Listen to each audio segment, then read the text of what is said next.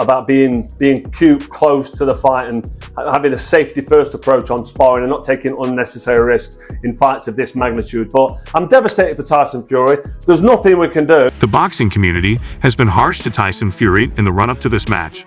Especially dubious about the Gypsy King's return to the boxing ring was Carl Frog. Meanwhile, Fury's repeated delaying of the fight hasn't really bothered Oleksandr Usyk. Over the past year, he has been working with other heavyweights and training assiduously. Speak with Vladimir. Yes, Vladimir give me advice. Yeah, but now it's secret. Usyk responded in an intriguing way when asked if the fight would be moved to May 18. Well, please. No, I not think about it. I don't think about this because I think fight will be. Although Oleksandr Usyk is sure that the fight will go as scheduled, how is he getting ready for this battle, and is the Gypsy King prepared for maybe his biggest fight ever? Find out in today's how mentally charged the build-up to Tyson Fury versus Oleksandr Usyk fight has been. The Gypsy King suffered an unfortunate eye injury during a training session, ruling him out of the bout for several weeks, postponing the scheduled February 18th undisputed heavyweight title clash.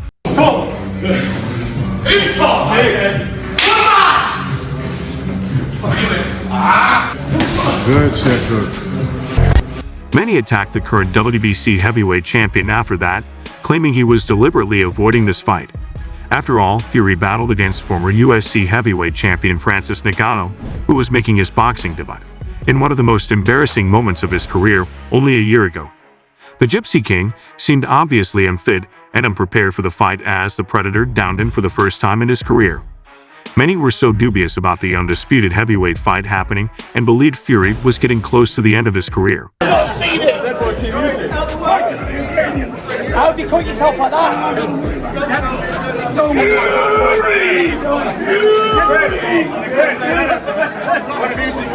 When the Gypsy King was hurt, Carl Frog played a crucial role. He berated the circumstances of the injury and said that such things shouldn't happen in advance of about this big. Noting Fury's choice to spar with what he called a pumped-up middleweight, Frog also said that Fury ought to have exercised greater caution, particularly so near to the fight date. The former super middleweight champion talked about the need of keeping a distance and donning safety gear when sparring. He termed the sparring session sloppy and faulted Fury for not donning a full face mask, which could have stopped the cut.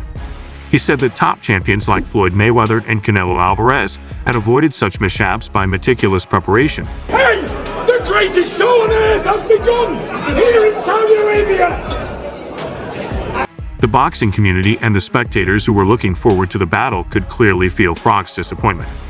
He considered the wider ramifications of postponing the fight, challenging Fury's camp's preparation tactics and the decisions made up to this crucial moment. Boxing experts were at the time busy criticizing the Gypsy King for his recklessness in the run-up to such a much-awaited battle. One guy, nevertheless, managed to remain composed during the whole spectacle. Oleksandr Usyk, the opponent of Fury, was composed and even thought the fight would take place on the rescheduled May 18th. Usyk just said that his opponent had ran out of reasons to postpone the match once more, refusing to condemn the Gypsy King. Fury most likely understood that if he decided to stir up any more controversy, he would forfeit his chance to become the unchallenged champion. It is noteworthy, though, that Usyk was more concerned with training and getting ready for his impending battle than he was with the drama from the outside world. Usyk disclosed in his last interview how he plans to stay away from social media and the conjecture that surrounds his opponent. This is a calculated action as much as a personal choice. As important to boxing's high-stakes environment as physical readiness is mental readiness. Usyk is making sure that his mental space stays clear and concentrated just on the work at hand by avoiding the possible distractions and provocations that are usually available on sites like Instagram and X. This strategy suggests the kind of professionalism and maturity that define champions. I do care if I can. If not, I still do it. If I can complete 12 rounds, I do. It goes beyond simple training schedules and includes a comprehensive approach to getting ready, which he considers to be the foundation of his emotional and mental well-being.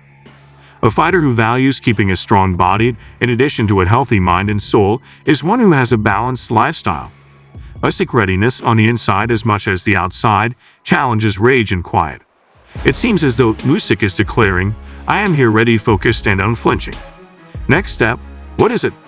Fury feels under pressure to step up and commit to the fight in order to dispel the rumors and doubts that had surrounded this match. Usyk will to see the fight through also says a lot about him as a person in a sport where conversation frequently trumps action. Usyk would much sooner let his training and dedication to the battle speak for itself. This makes him appealing to supporters who want sportsmen who live their words and gives the Fury vs. Usyk storyline an exciting new dimension. Usyk also discussed part of his preparation for the bout that will go down in his career throughout the interview.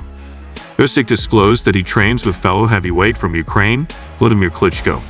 The way the Ukrainian is preparing for his fight with Fury is a chess move that highlights how strategic, considering siding with former heavyweight champion Klitschko, who knows Fury personally. Usyk is learning a great deal that could come in handy on fight night in addition to training.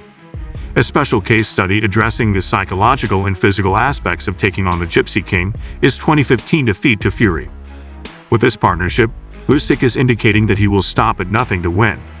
Usyk's choice to include Klitschko into his camp is evidence that he recognizes the complex challenge that Fury poses with his unconventional approach and towering presence. Mind Games is not an opponent that can be trained for using traditional techniques.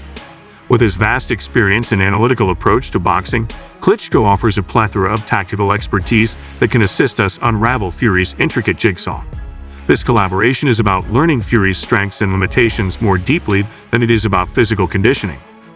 Moreover, this strategic advantage is not only about countering Fury's strategies, but also about leveraging Usyk's own advantages. He is renowned for his technical prowess, quickness, and strategic intellect. Usyk will probably improve these qualities even more from his training with Klitschko, which will increase his ring power. The alliance enables Usyk to hone his offensive and defensive tactics, so he's ready for anything Fury throws his way. I mean, look at what I'm consuming. You come next, yum yum?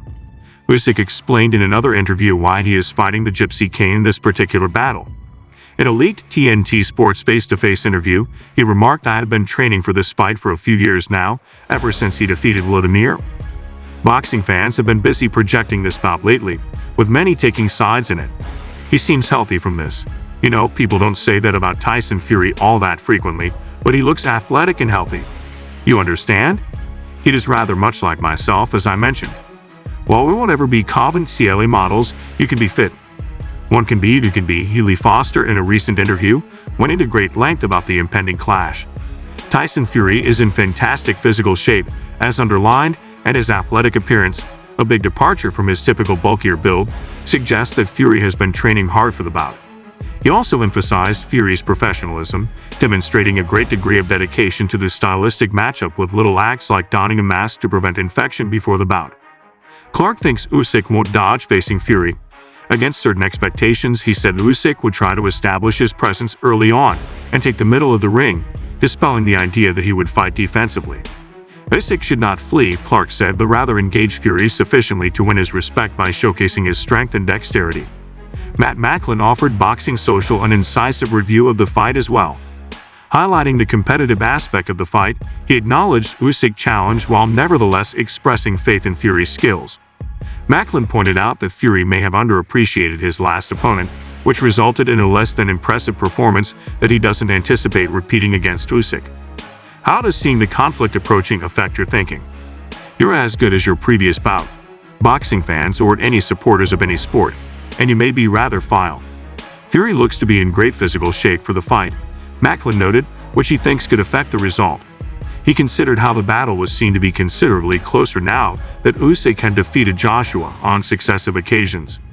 While Fury is a favorite, he also brought up the larger picture of the heavyweight division and talked about possible future battles.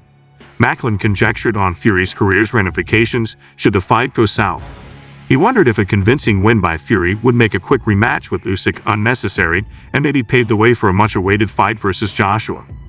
While Fury might not need to prove anything more, Macklin stressed that a battle versus Joshua would be important for the fans and for establishing Fury's legacy in this heavyweight boxing age. Though everyone in boxing is excited about this fight, do you believe Usyk will win? And from us in the space provided for comments.